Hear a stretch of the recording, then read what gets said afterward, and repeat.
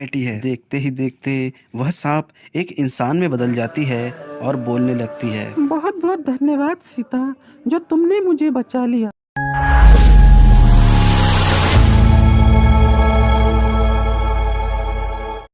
एक गांव में सीता नाम की एक औरत रहा करती थी। सीता की सास सीता को बिल्कुल पसंद नहीं करती थी, क्योंकि सीता बहुत गरीब घर की लड़की थी। सीता के माता पिता सीता की शादी पे कोई भी दहेज नहीं दे पाई थी। इस कारण सीता की सास सीता को बिल्कुल पसंद नहीं करती थी। सीता चाहे कितना भी काम कर ले, परंतु उसकी सास को कभी भी उसका काम पसंद नहीं आता था और हमेशा उसे डांटती रहती थी। दिवाली पास आ गया था, दुकानों में पटाखे लग चुके थे और मिठाइयाँ बननी शुरू हो गई थी। पूरे गांव को ऐसे सजा दिया मानो कोई दुल्हन। चारों तरफ दिवाली की धूम थी, लोग खुश थे, पर उधर सीता को उसकी सास डांट रही थी। दिवाली के बस एक दिन ही बचा है और घर का सारा काम पड़ा हुआ है, और तुम महारानी बन के इधर उधर घूम रही हो। हैं? कौन करेगा ये सारा काम? शाम तक अगर काम नहीं हुआ तो तुम्हारा खाना पीना बंद। उसके बाद सीता तेजी से अपना काम करने लगी और मन ही मन सोचने लगी, हे भगवान, इतना बड़ा घर और मैं अकेली कैसे कर पाऊंगी शाम तक ये सारा काम? अगर साथ में कोई करने वाला होता तो सारा काम अब तक हो गया होता। सीता के तेजी से काम करने के कारण हड़बड़ाहट में उसके हाथ से एक कप टूट जाता है। तभी उसकी सास वहां पे आ जाती है और उसे सुनाने लगती है। हे भगवान, क्या करूं मैं इसका? हैं? घर से तो 1 रुपए का सामान लेके नहीं आई और ऊपर से हमारा नुकसान पे नुकसान किए जा रही है। काम का ना काज का, दुश्मन अनाज का। इसके बाद गांव के बाहर एक कुआं था। उस कुएं में सीता पानी लाने चले जाती है। सीता जब कुएं से पानी भरने जाती है तो उसके हाथ से छूटकर वह घड़ा पानी में गिर जाता है। तभी वह मन ही मन सोचने लगती है, हे भगवान, अब मैं क्या करूं? एक तो पहले से ही मेरी सास इतनी सुनाती है मुझे, उसके बाद ये घड़ा नीचे गिर गया। अगर ये घड़ा मैं घर नहीं ले जा पाई तो मुझे आज तो मार ही डालेगी। सीता घड़ा उठाने की कोशिश करती है। आजा, आजा, आजा। ऐसे करके बोलती है और हाथ से उठाने की कोशिश करती है, परंतु वह घड़ा हाथ में नहीं आता। सीता इस बात से बेखबर थी कि उस कुएं में एक नागिन रहती थी। उसके बाद सीता पास में बैठ कर रोने लगती है। रोने की आवाज सुनकर वह नागिन कुएं से बाहर आने लगती है। तभी धीरे धीरे घड़ा भी बाहर आने लगता है। सीता घड़े को बाहर आते देखकर डर जाती है और जल्दी जल्दी घड़ी में पानी भरकर निकल जाती है और वह नागिन उसके पीछे पीछे आने लगती है। घर पहुंचते ही उसकी सास बोलने लगती है, कहाँ मर गई थी? है इतनी देर से कहाँ गायब थी? घर का काम कौन तेरी माँ के करेगी? इतना सुनते ही सीता रसोई में जाकर घड़ा रखते ही जब वह पीछे मुड़ती है, देखती है मोटा सा एक सांप उसके सामने फन फैलाए बैठा पड़ा है।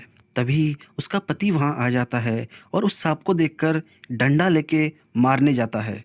तभी सीता उसके पति को सांप को मारने से रोक लेती है।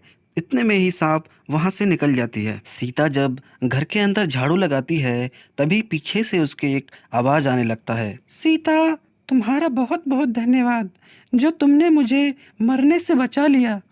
इतने में ही सीता पीछे मुड़ के देखती है तो कोई नहीं होता। उसकी आंखें अचानक जब नीचे जाती है तो देखती है वहां पे एक सांप बैठी है। देखते ही देखते वह सांप एक इंसान में बदल जाती है और बोलने लगती है, बहुत बहुत धन्यवाद सीता, जो तुमने मुझे बचा लिया। तुम्हारा मन बहुत साफ है, इसीलिए मैं अब से तुम्हारे हर सुख दुख में साथ रहूंगी। तभी सीता बोलने लगी, ये तो मेरा कर्तव्य था।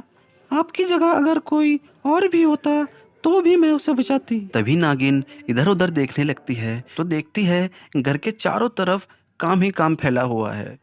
तभी नागिन एक जादू करती है, पूरे घर का काम चुटकियों में हो जाता है।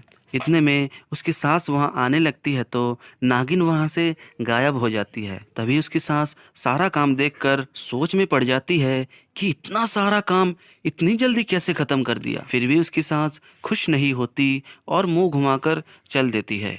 उस उसके बाद वाले दिन सीता घर में खाना बना रही होती है और तभी नागिन वहां आ जाती है और बोलने लगती है, घर के सारे लोग पटाखे फोड़ रहे हैं, मिठाई खा रहे हैं, नए नए कपड़े पहनकर घूम रहे हैं, और तुम रसोई में कैसे पड़े हो अभी तक? तभी सीता बोलने लगती है, मत पूछो दीदी, मेरा तो हर साल का यही रोना है। मेरी सास मुझे कभी भी दिवाली नहीं मनाने देती। काम इतना दे देती है कि मुझे रसोई से निकलने का समय ही नहीं मिल पाता। तो दिवाली मैं कैसे मनाऊं? तभी वह नागिन अपने जादू से सारा खाना पका देती है। और तभी उसकी सास वहां आती है और सारा खाना पका देखकर बोलने लगती है, बहू, तुमने सारा खाना पका लिया क्या? तभी सीता बोलती है, हाँ माँ जी, मैंने सारा खाना पका लिया है। और उसके बाद उसकी सास टेढ़ी नजरों से देखते हुए बोलती है, और ये जो जूठे बर्तन पड़े हुए हैं, इन्हें कौन धोएगा? तुम्हारी मम्मी धोएगी या तुम्हारे बाप?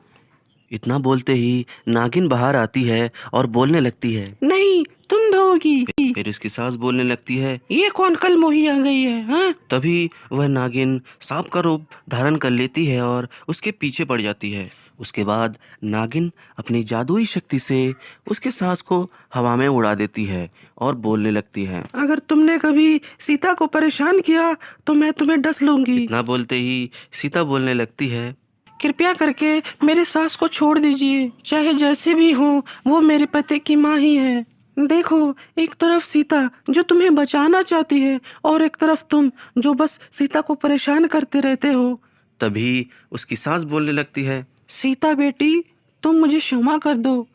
मैं अब से तुम्हें कभी परेशान नहीं करूंगी। अब से मैं तुम्हें अपने बेटी की तरह रखूंगी। उसके बाद नागिन सीता की सास को नीचे उतार देती है और सब मिलकर बड़े धूमधाम से दिवाली मनाते हैं। हैप्पी दिवाली।